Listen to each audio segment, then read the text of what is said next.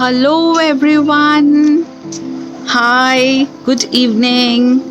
So this is दीपमाला सिंह और मैं आपके लिए एक नई कहानी लेकर आई हूँ इस बार। ये कहानी मेरे दिल से बहुत जुड़ी हुई है क्योंकि ये कहानी मुझे मेरी दादी बुआ ने सुनाई थी बचपन में। दादी बुआ मतलब मेरे पापा की बुआ। और ये कहानी है बहुत सिंपल बट इसमें एक बहुत ही इम्पोर्टेंट लर्निंग है। सो चलिए शुरू करते हैं ये नई कहानी, तुकाराम का गधा। ओके, आई नो कि गधों की कहानियाँ सुनना थोड़ा वियर्ड है बट लेट्स स्टार्ट। इसमें कुछ ना कुछ तो नया होगा। There was a गधा। No, there was not a गधा. There was a man. His name was Tukaram. ये जो तुकाराम जी थे ये धोबी का काम करते थे। गधा भी इनकी जिंदगी में नहीं आया था, धोबी का काम करते थे। और इनके पास एक बेटा था, बहुत ही होनहार, बहुत ही प्यारा सा, जिसका नाम था आदर्श। ये तुकाराम जी जो धोबी थे बाय प्रोफेशन, ये अपना काम करते वक्त इन्हें किसी की ज़रूरत थी जो उनका सामान लाए धोए। और इसके लिए वो डिसाइड करते हैं कि चलो बगल वाले जो मार्केट है वहाँ से जाके हम एक गधा खरीद के लाते हैं। वहाँ एक जानवरों का मार्केट लगा हुआ है। ये डिसाइड करते हैं, चल देते हैं मार्केट। जब वहाँ पे जाते हैं एक हट्टा कट्टा सा उनको गधा मिलता है। उसको देखते ही समझ जाता है यही वो गधा है जो मुझे लेना है क्योंकि ये मेरे सारे काम कर देगा। और गधा भी उनको देख के ऐसा लगता है जैसे उन्हीं के लिए बना हुआ था। तो वो गधा भी बड़ा खुश हो जाता है उन्हें देख के। जब दोनों को एक दूसरे को पसंद कर लेते हैं, तुकाराम जी गधे को पसंद कर लेते हैं, गधा तुकाराम जी को पसंद कर लेता है, तो उसके बाद तुकाराम जी उस गधे को परचेज करते हैं और चल देते हैं अपने गांव। चलते चलते वो अपने बेटे आदर्श से कहते हैं कि चलो तुम थोड़ी देर गधे पे बैठ लो, हम गांव पहुंचने ही वाले हैं, थोड़ी ही तो दूर है, तुम गधे पे बैठ के चलो।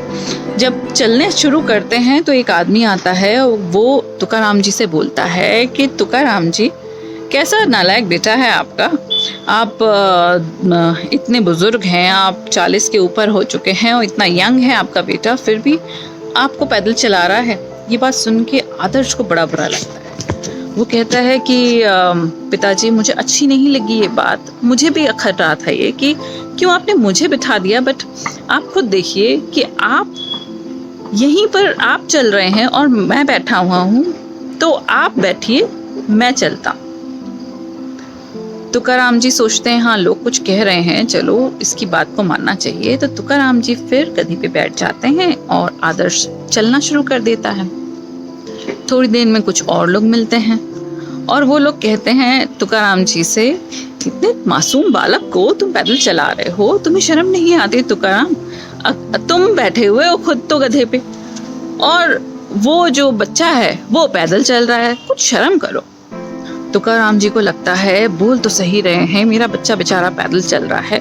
तो उससे कहते हैं आदर्श से कि बेटा तुम भी आ जाओ, तुम भी गधे पे ही बैठ जाओ, हम दोनों ही गधे पे बैठ के चल देते हैं। तो आदर्श कहता है ठीक है पिताजी, जैसा आप ठीक समझे।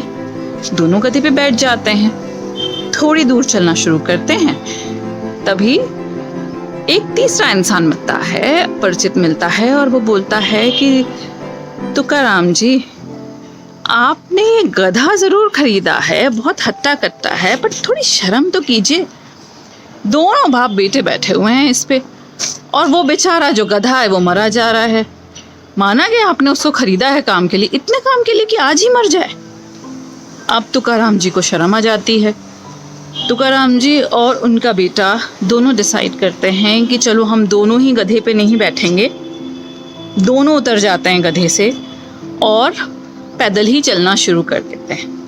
बस गांव पहुंचने ही वाले होते हैं तभी उनके एक चौथे परिचित मिलते हैं और वो उनसे कहते हैं बातों बातों में, मजाक में, तुकाराम जी, इतना बेवकूफ़ इंसान नहीं देखा मैंने कि खरीदा तो गधा उन्होंने वजन ढोने के लिए है, पर गधे पे खुद बैठ के इतनी दूर से नहीं आ सके। दोनों ही बेवकूफ़ पैदल ही चले जा रहे हैं। तो देखा आपने, चाहे जो भी कोई कर ले, चाहे जो भी स्टेप उठा, एक चीज तो तय है और वो क्या है? कुछ तो लोग कहेंगे, लोगों का काम है कहना।